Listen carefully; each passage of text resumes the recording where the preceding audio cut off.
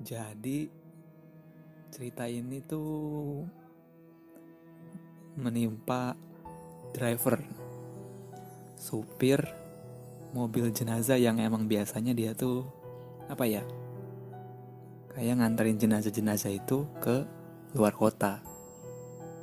Kebetulan waktu hari itu si supir ini dapet antaran jenazah ke daerah Tasikmalaya. Deket lah, karena biasanya kan dia suka ngantar ke Solo, Surabaya, ke Lampung. Jadi sekitar sore-sore jam 5, si supir ini berangkat ke rumah sakit buat jemput si jenazahnya itu. Sampai di rumah sakit dia suruh nunggu dong, karena si jenazahnya ini masih dalam proses. Sambil nunggu, ya kan, dia kongko dulu tuh sama orang-orang sekitar tuh, ngopi ngapain lah setelah dia. Ketemulah sama temennya yang si jenazah ini.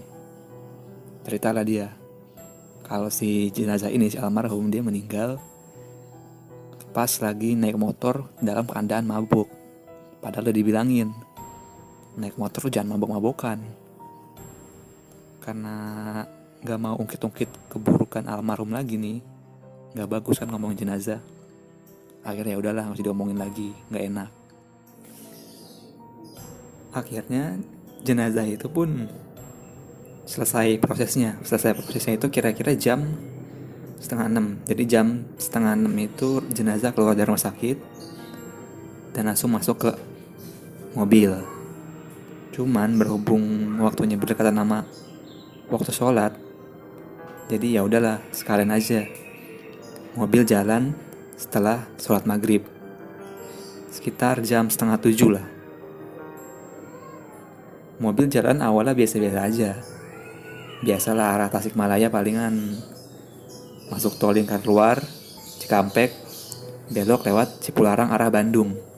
Selepas dari Bandung gak tahu lagi tuh lewat mana lagi Tasikmalaya. Selama di jalan tol sih aman-aman aja, gak ada apa-apa karena rame juga kan. Nah, begitu keluar tol, masuk area Bandung, baru deh mobil mulai masuk ke kawasan jalanan yang mulai agak sepi. Nah, ini sedikit gambaran aja nih buat bentuk mobil jenazahnya. Ya, namanya mobil jenazah itu kan bentuknya panjang. Cuman kursinya itu ada di bagian depan, yaitu di kursi supir sama kursi penumpang yang samping supir lah, tahu lah bentuk mobil depan gimana. Bagian belakang itu luas biasanya buat jenazah. Kalaupun ada bangku, itu di pinggir-pinggirnya biasanya itu buat ya keluarga duka mungkin. Dan antara ruang si supir sama ruang jenazah itu kan dipisahin sama satu dinding lah. Dindingnya nggak tebal-tebal banget. Dan di situ tuh biasanya ada sekat kayak jendela gitu kalau buat supir ngeliat ke belakang. Oke, paham lah ya. Kalau masih belum paham juga, nantilah kasih ilustrasinya di video. Oke, balik ke cerita. Jadi si supir ini mulai masuk ke jalanan yang lumayan gelap. Suasana sepi, kiri kanan itu kebun-kebun warga. Jadi kebayangkan gimana seremnya itu jalanan. Aspalnya sih mulus, cuma penerangannya ini agak kurang. Cuman buat ngusir suasana sepinya dia nyetel musik lah, dangdutan. Nah, pas lagi di nyetel musiknya ini nih, tiba-tiba dinding antara yang misahin di antara ruang supir sama ruang jenazah itu ada yang ngetuk. Sekali ketuk, 2 kali ngetuk, 3 kali diabain, semuanya didiemin.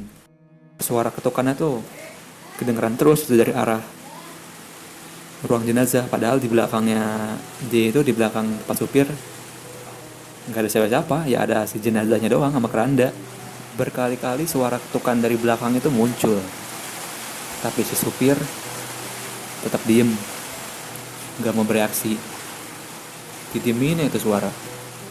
Musik pun dia volumenya dia bikin lebih keras lagi, biar suara ketukannya itu nggak terlalu kedengeran.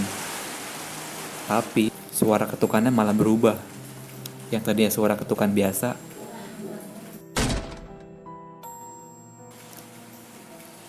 kaget dong si supir. Akhirnya dia berhenti. Wow, deg-degan bukan main tuh dia. Dia coba buka skat yang pemisah antara tempat dia sama ruang jenazah. Dia lihat ke arah ruang jenazah. Gak ada siapa-siapa. Gak ada apa-apa juga di dalam situ. Akhirnya dia tutup lagi tuh skatnya. Dia tutup lagi. Dia mulai jalan lagi tuh. Nah, pas lagi sepi-sepinya, suara ketukannya itu kedengeran lagi dong. Kali ini bukan cuma sekedar ketukan, tapi kedengeran jelas dari arah belakang. Itu keranda tempat mayat, kayak bergetar sendiri, beradu sama alas dari mobil jenazah itu. Padahal jalanan kagak ada yang rusak, kagak ada goncangan sama sekali. Akhirnya si supir ini inisiatif.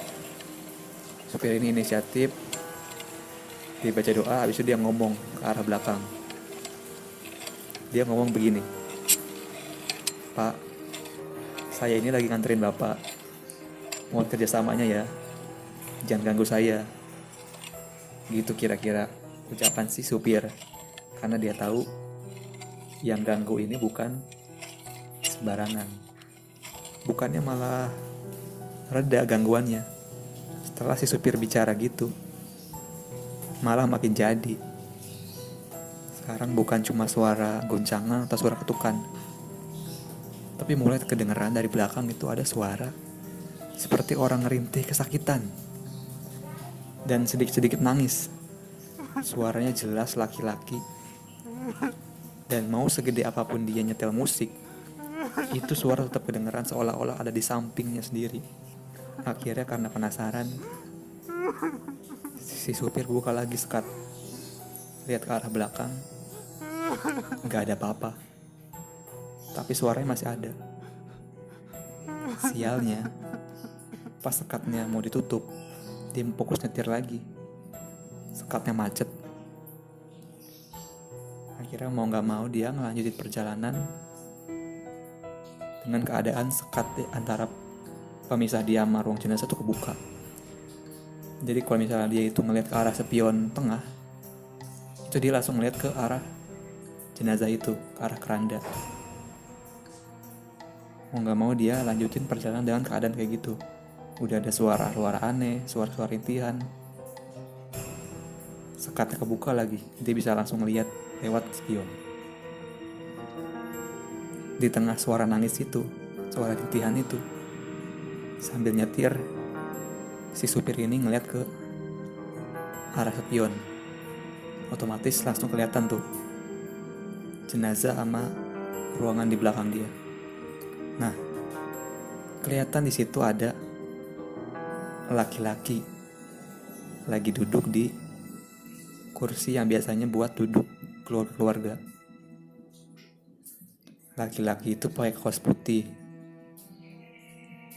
Kepalanya itu setengahnya hancur, kayak bekas kecelakaan gitu. Darahnya itu di mana-mana. Dan kelihatan suara tangisan dan rintihan itu berasal dari sosok itu. Ngelihat ada penampakan kayak gitu, si supir langsung ngebut sampai nggak terasa dia udah mulai masuk kampung. Jelas berdasarkan dari GPS yang masih nyala, dia udah sampai di kampung yang jadi tujuannya. Karena ketakutan penampakan yang ada di belakangnya itu, si supir ini ngebut sampai dia tuh udah nggak ngeliat GPS-nya lagi lah. Ketakutan, dah merinding apa, gemeteran segala macem. Penampakan itu masih ada, suara rintihannya masih ada. Sampai nggak sadar dia udah mulai masuk desa, dan dia baru sadar waktu ada suara klakson dari belakang. Nggak taunya ada motor ngejar dia. Setelah motor itu berhasil ngejar dia, langsung dia berhenti. Dan alhamdulillah pas dia berhenti, semua gangguan tuh hilang. Orang yang naik motor tuh langsung deketin dia, ngetok-ngetok kaca jendela suruh buka. Akhirnya dia buka. Si pengendara motor kaget dong. Wah, ini si supir keringetan gini, mukanya kayak pucet. Nggak taunya si pengendara motor itu adalah keluarga jenazah yang udah nungguin di depan gerbang desa. Dia lihat ambulan di stop, tapi nggak mau berhenti. Akhirnya dia kejar, sampai akhirnya kekejar juga. Dan semenjak itu akhirnya jenazah dibawa ke rumah duka. Dan si supir udah nggak ngalamin kejadian aneh lagi, cuman gara-gara dia trauma, shock. Akhirnya malam itu dia mutusin buat nginep di rumah keluarga duka itu, sekalian ya nganterin jenazah sampai kuburan lah. Minta maaf kalau misalnya selama perjalanan dia agak barbar mungkin nyetirnya, makanya digangguin. Ya mungkin itu ceritanya udah selesai sampai situ. Maaf kalau banyak kebelibet-belibet, banyak yang banyak yang bingung-bingung juga, soalnya ini nggak pakai skrip nih. Lain kali berarti harus pakai skrip nih kalau kayak gini cara ini. Kalau misalnya ketagihan sama cerita-cerita ini, bisa cek di Wattpad Jagat Mistis Nusantara. Nah, kalian bisa baca cerita-cerita yang lain di situ.